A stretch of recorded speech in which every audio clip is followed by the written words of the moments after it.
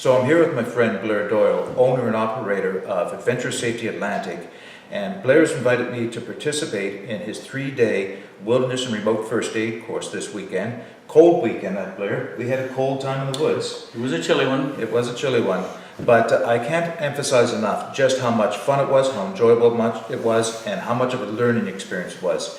And I'm going to ask Blair just to talk a little bit about his the wilderness first aid course and a little bit more about what he does with his company. So, Blair? Thanks, Mark. I guess I began doing the wilderness first aid way back 20 years or so ago. And it was through the Red Cross, and my interest actually was with search and rescue. I got volunteering with them and realizing that they didn't know any medical things. And so I got my first aid certification through Red Cross. And then I realized that these folks also needed some wilderness knowledge, and so I found a program that Red Cross had out west, brought it out east and guinea pigged it, and I believe that just the search and rescue people needed that information, and I was wrong. Turns out that the public was very interested in it too, and I guess it's become a passion or a labor of love for the last over 20 years now.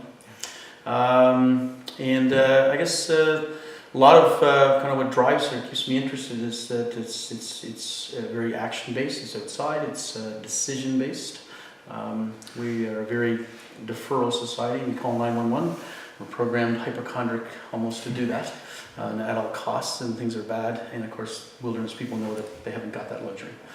They need to know a little more. And so these are the people that come in my door and that want the knowledge and the education. And I guess kind of it's a twofold thing, because I learn from them, and of course they learn some empirical things, I guess, from the Red Cross house, and of course a little bit from me in my experience. So, and I guess they go all over the world. That's the other thing that's always interesting. People are traveling and having multiple various experiences on sailboats. They're in the Arctic. They're running camps for children. They're working for the government. And so they have all kinds of various reasons to be in the door, and that's also some of the excitement is in teaching the courses, that I get to kind of once again help them with that and pass on some good knowledge, and then they come back.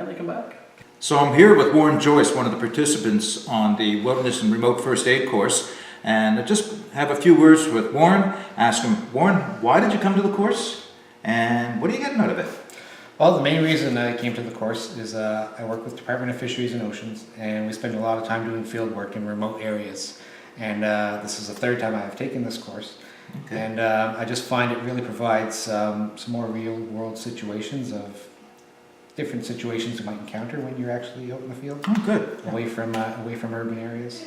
And yeah, I just found it's a very thorough course, and you tend to take a lot more back than what you might learn in a regular first aid course. Absolutely. Well, great. Well, thank you very much. You're very welcome. Okay. So I'm here with two more participants from the Wilderness and Remote First Aid course, and I'm just going to get them to tell you their names, why they're here, and what they're getting from the course. So. Right on. Well, I'm Natalie, and I'm here because I spend a lot of time outdoors, but I also work as a wildland firefighter in Alberta in the Fort McMurray district. So this is a really good course for me to gain some necessary skills and knowledge for the job and the situations that I could be in compromising situations. Yeah, so, yeah. Very good. Yeah. Yourself? I'm Kyle. I'm from New Brunswick, and I'm starting my master's with the University of Windsor. And I'll be doing that in Nunavut, so I'll be doing my research up there. So definitely some potential for some sticky situations for sure. And I actually did the course in 2013, so I'm recertifying.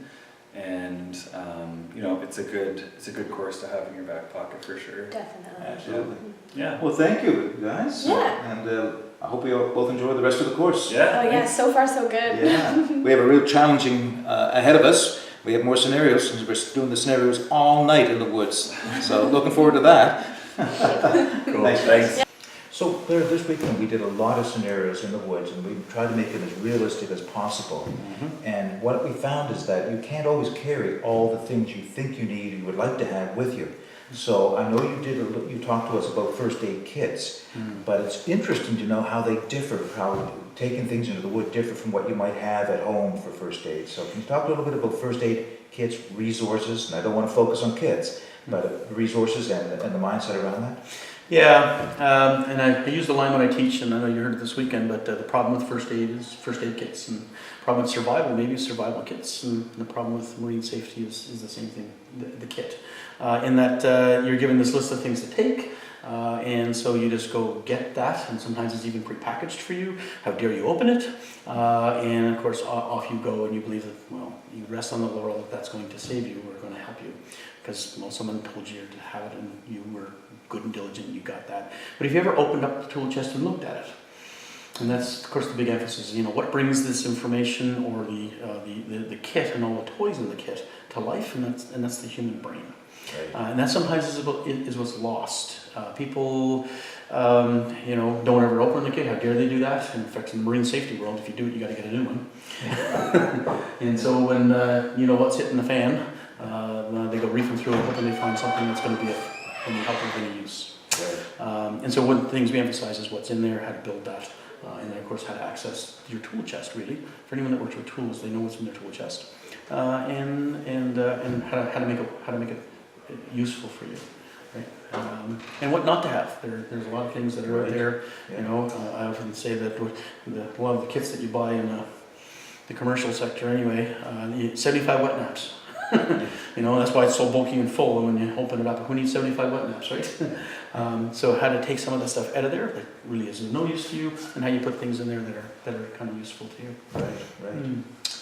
Yeah. Okay, well, Blair, thank you very much. Now, this has just been a short interview for the folks out in YouTube land that follow along my videos. And I want to emphasize for everybody that any of the footage that you see in this video is not intended to give you an idea of how to go about doing something. It really does need to be experienced hands-on.